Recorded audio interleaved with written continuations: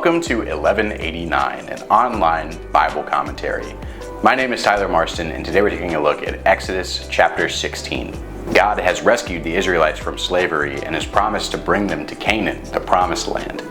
All they have to do is trust Him and follow His instructions, even when it doesn't seem right.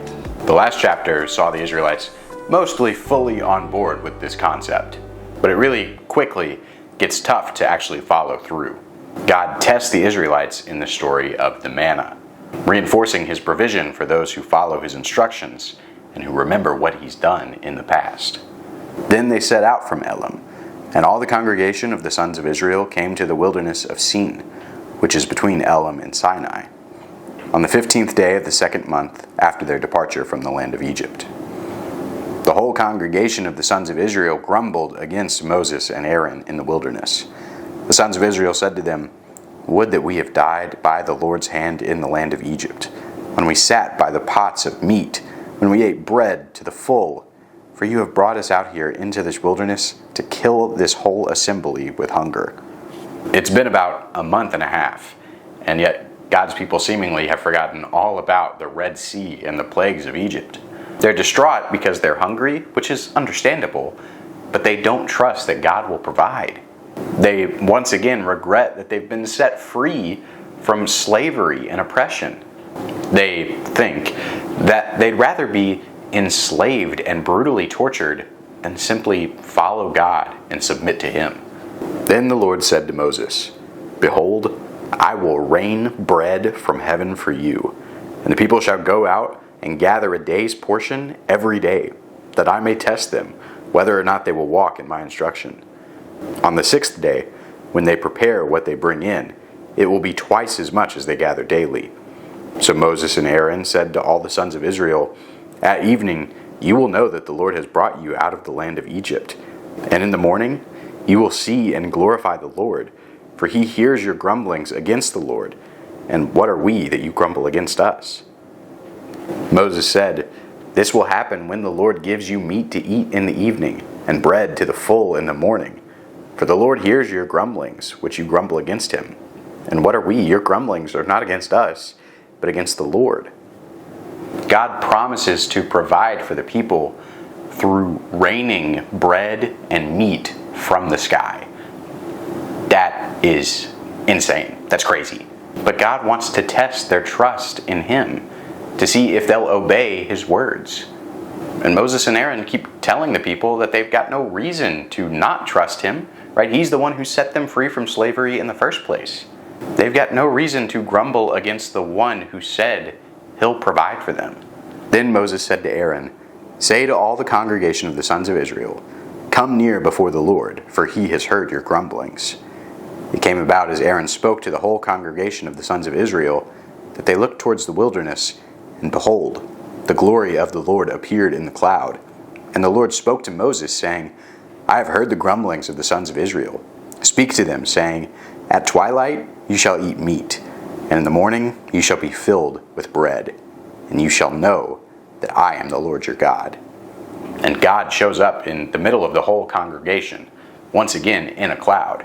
He promises to give them meat and bread because He's heard their complaints. This reminds us of how He heard their suffering in Egypt back in chapters 2 and 3, and He made good on all those promises to set them free from that. If the Israelites remembered that, they'd be more inclined to trust Him here and now. But they're too focused on their current insecurity.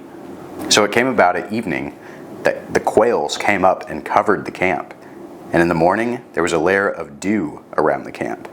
When the layer of dew evaporated, behold, on the surface of the wilderness there was a fine flake-like thing, fine as the frost on the ground.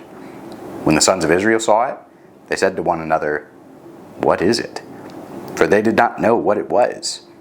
And Moses said to them, "It is the bread which the Lord has given you to eat.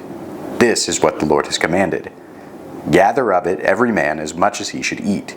You shall take an omer apiece, according to the number of persons each of you has in his tent."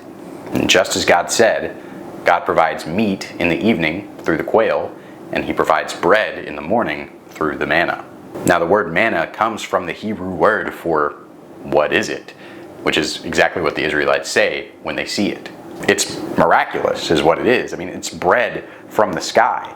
It's God's divine provision, giving them sustenance every step of the way. Now, every person is instructed to gather an omerful, which is about 2 quarts, for every person in their family. The sons of Israel did so, and some gathered much, and some little. When they measured it with an omer, he who had gathered much had no excess, and he who had gathered little had no lack. Every man gathered as much as he should eat. So when everyone goes out in the morning to gather their manna, some people are naturally hesitant, and they don't gather exactly as much as it seems they should. Other people seem to be almost greedy, right? Staying out there all day trying to gather as much as they can. They don't know when this is going to happen again. And nevertheless, when everyone measures it out, everybody has exactly the amount God instructed them to get. No more and no less. It's a reminder for us that whether we're materially rich or materially poor or somewhere in between, God will provide, and He will provide what we need to follow Him. Moses said to them, "Let no man leave any of it until morning." But they did not listen to Moses. And some left part of it until morning, and it bred worms and became foul. And Moses was angry with them. They gathered it morning by morning, every man as much as he should eat. But when the sun grew hot, it would melt. Now this manna is provision from God, but it's also a test. He wants them to be completely dependent on Him, daily. Obviously, bread doesn't fall from the sky every day, so some people would naturally want to try and keep some for tomorrow. But it goes bad the next day, and God shows Himself to be faithful by providing more. And by the way, this is what Jesus is recalling in the Lord's Prayer when He asks for daily bread. Even today, we're called to surrender to God and be dependent on Him, not just once and for all, but day by day, moment by moment. Now on the 6th day, they gathered twice as much bread, 2 omers for each one. When all the leaders of the congregation came and told Moses, then he said to them, "This is what the Lord meant. Tomorrow is a Sabbath observance, a holy Sabbath to the Lord. Bake what you will bake and boil what you will boil, and all that is left over put aside to be kept until morning." So they put it aside until morning, as Moses had ordered, and it did not become foul, nor was there any worm in it. Moses said, "Eat it today, for today is a Sabbath to the Lord. Today you will not find it in the field. 6 days you shall gather, but on the 7th day, the Sabbath, there will be none." Now before the 7th day of the cycle, God tells Moses to tell the people to gather twice as much manna as they normally would. Have one for today, and put the other one to the side. By now, the Israelites would know that that second omer of manna is going to go bad tomorrow. So they're confused. But miraculously, on the Sabbath, no manna goes bad. That's because God is continuing to test the Israelites to see if they'll follow His instructions. The Sabbath day, the 7th day of the week, is based around the 7th day of creation from Genesis 2, when God rested from His work. By taking a break from their work 1 day a week, the Israelites would remind themselves that it's God who truly provides for them, not their jobs or their money. It came about on the 7th day that some of the people went out to gather, but they found none. Then the Lord said to Moses, "How long do you refuse to keep my commandments and my instructions? See, the Lord has given you the Sabbath. Therefore He gives you bread for 2 days on the 6th day. Remain every man in his place. Let no man go out of his place on the 7th day." So the people rested on the 7th day. And of course, some people fail this test too. On the Sabbath, they're supposed to rest and rely on what God has already given them. And they go out scrounging for more, searching the wilderness high and low to see if they can find any. Which of course they don't, because God was the true provider of it. And He reprimands them for this. So it really seems like the Israelites are going to need a lot of help when it comes to obeying God's instructions.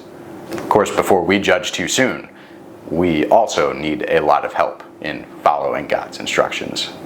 The house of Israel named it manna, and it was like coriander seed, white, and its taste was like wafers with honey. Then Moses said, "This is what the Lord has commanded. Let an omerful of it be kept throughout your generations, that they may see the bread that I fed you in the wilderness, when I brought you out of the land of Egypt." Moses said to Aaron, "Take a jar and place an omerful of manna in it, and place it before the Lord, to be kept throughout your generations." As the Lord commanded Moses, so Aaron placed it before the testimony to be kept. After a more in-depth description of the manna, we hear that 1 omerful of it will be set aside and kept as a remembrance for future generations. This fits in perfectly with the ordinances God has already given, like the Passover and the Feast of Unleavened Bread and the consecration of the firstborn. And these celebrations and holidays and symbols are not in and of themselves that important. The importance is that future followers of God will know what kind of God they serve and trust Him that He can do for them too what God did in the past. The sons of Israel ate the manna for 40 years until they came to an inhabited land. They ate the manna until they came to the border of the land of Canaan. Now, an omer is 1/10 of an ephah. The narrator informs us that the Israelites end up eating this manna for the 40 years that they're in the wilderness. And after that, the narrator tells how much an omer is based on its relation to the ephah, which is about 6 gallons. This serves as yet another reminder that the Bible was written in a very different language, culture, and time from ours. The original authors of the Bible surely did not imagine 21st century America still studying their words. But through the Spirit of God and through the work of Jesus Christ, these words have been preserved for us, precisely for the reason that we can remember what God did for them and trust that He'll do it for us too. And in that way, these words act just like that jar of manna. It's so important to remember what God has done in the past because it makes it easier to follow God when times are hard in the future. The Israelites are quick to forget how God has rescued them, and they begin grumbling and complaining. Nevertheless, God provides for them because He's faithful to the covenant. Meanwhile, the stipulations behind the manna and the provision remind us to follow God's words. They remind us to depend on His provision daily, moment by moment. And we know we can do that because He is trustworthy and because of how He's worked in the past. Thanks for watching 1189. I hope you have a good day, and God bless.